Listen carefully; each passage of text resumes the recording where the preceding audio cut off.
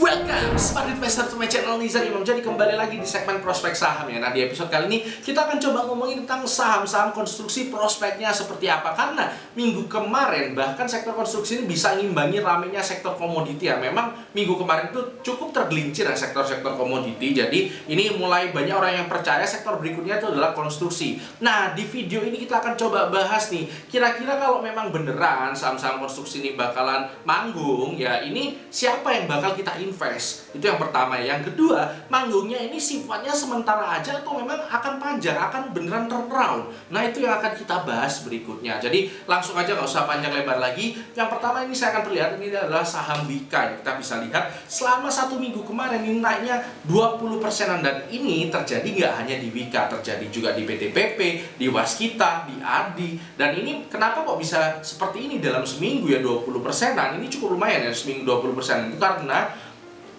akan dilantik bos dari ibu kota baru, yang memang beneran dilantik akhirnya, yaitu adalah Pak Bambang dan Pak Doni sebagai kepala dan wakil kepala otorita ibu kota negara Nusantara. Nah, ini memang dilantik ya, dan ini menyebabkan optimisme dari orang-orang ya untuk saham-saham karya. Karena wajar, kenapa? Karena 501 triliun anggaran untuk pembangunan ibu kota negara itu nanti bakal dikeroyok oleh BUMN karya. Sehingga wajar kalau nanti memang beneran proyeknya jalan, mereka yang akan ketimpa rezeki BUMN karya ini. Sehingga ekspektasi kita earningsnya akan membaik, akan turn around.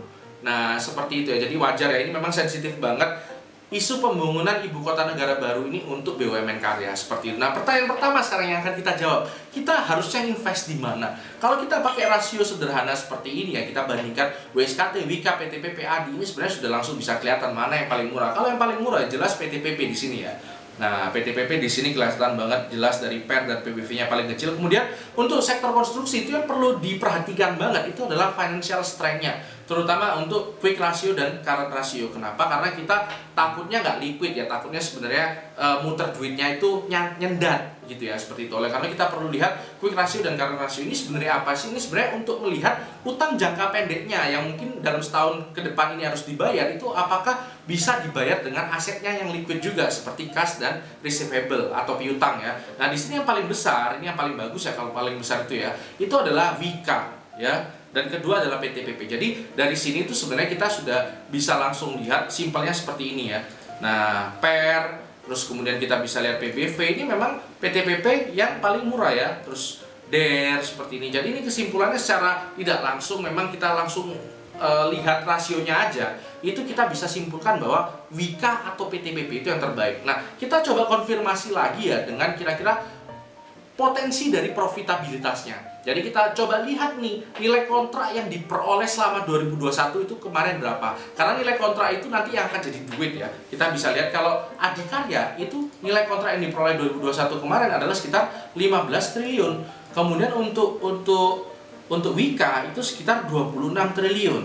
Kemudian untuk Waskita 20,51. Kemudian untuk PTPP di sini itu sekitar 21 triliun. Jadi yang pertama adalah Wika, yang kedua PTPP. Jadi dari rasio-rasio tadi itu memang terkonfirmasi dari berita ini juga bahwa memang yang paling bagus itu adalah Wika atau PTPP. Cuma dua itu. Jadi yang lain hiraukan aja. Pilih salah satu di antara itu ya. Nah, kalau saya PTPP milihnya aja. Nah, itu adalah jawaban dari pertanyaan pertama. Yang pertanyaan kedua, akankah ini sifatnya cuma sekedar manggungnya ini sebentar aja, rebound aja, atau memang sudah waktunya turn around gitu ya. Jadi kalau kita lihat dari model bisnisnya ya, model bisnisnya ini kan memang kemarin seperti PTPP ini sudah mulai labanya sudah mulai kembali ya. Tapi kalau teman-teman lihat ya, ini kita bisa lihat ya, untuk EBIT-nya, laba sebelum pajaknya ini 220 kan, dan ini cukup naik dari 2020. Tapi ini besar karena divestasi. Divestasi itu artinya ngejual ya. Jadi dia punya saham tadi tol atau di mana itu dijual. Jadi ini dapatnya 200. Artinya kalau divestasi ini nggak ada, ini cuma tinggal sekitar nggak ada ya. Jadi ini sekitar 20-an. Artinya ini memang cuannya kelihatan cuan itu karena divestasi.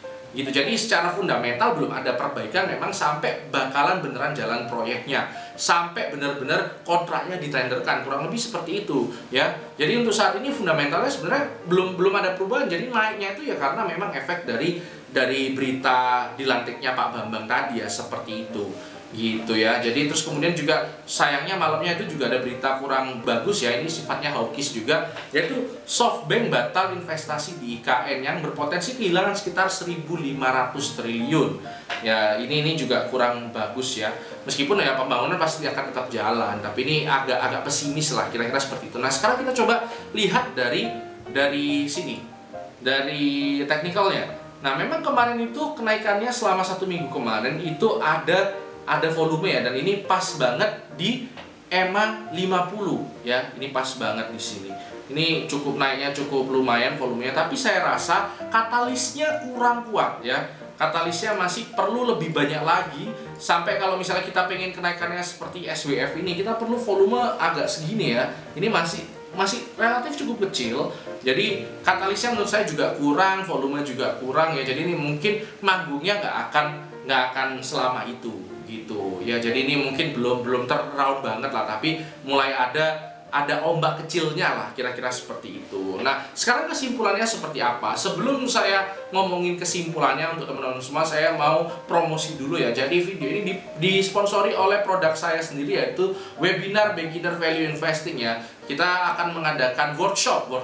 Jadi ini sifatnya workshopnya, jadi nggak satu arah aja, tapi ada latihannya juga, ada exercise-nya juga, dari tanggal 19, 20, 26, 27. Jadi setiap hari Sabtu Minggu jam 15 sampai jam 17 kurang lebih ya, sekitar 2 jaman. Nah ini 4 hari ini totalnya 300.000 nilai investasinya. Ini udah termasuk video rekaman, modul exercise, live presentation, terus kemudian aksesnya untuk selama seumur hidup. Jadi teman-teman bisa mengakses materinya itu selama seumur hidup juga. Materinya apa? Teman-teman bisa baca sendiri di sini ya. Ini untuk beginner saya rasa udah komplit banget.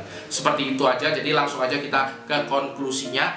Konklusinya adalah teman-teman bisa lihat ya, saya di sini juga punya saham untuk construction ya, yaitu PTPP. Jadi memang strateginya di sini turnaround, dari yang rugi saya berharap dia dapat untung sehingga nanti harganya bisa naik gitu ya. Dan saya dapatnya di harga 1020 di tanggal 8 Februari ya. Nah ini saya udah untung sekitar 7%-an, masih belum apa-apa sih. Nah ini memang saya pengennya cuma karena mau rebound. Jadi ini adalah kata kuncinya. Kalau teman-teman mau long term di sini harus siap paling nggak 1 tahun ya.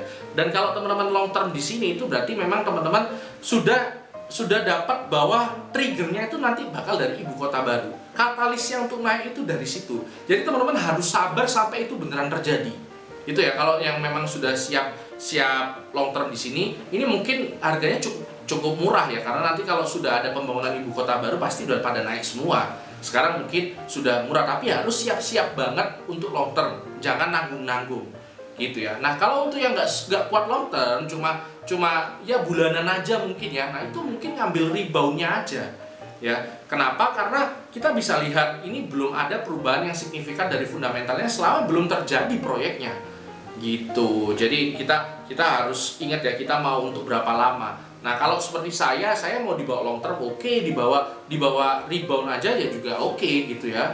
Nah, jadi nggak masalah. Teman-teman mau pakai yang mana tuh ya? Jadi strateginya kira-kira seperti itu. Nah, teman-teman siap-siap aja nih ya. Kalau di sektor ini bakalan manggung nanti, kalau memang strateginya untuk beberapa bulan ya udah, nggak usah ngoyo-ngoyo banget, udah untuk berapa persen cabut.